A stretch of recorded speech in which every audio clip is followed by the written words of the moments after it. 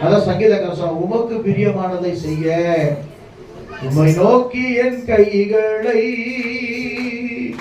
உயர்த்தி உயர்த்தி மகிழ்கிறேன் ஐயா. கை தட்டி உற்சாகமா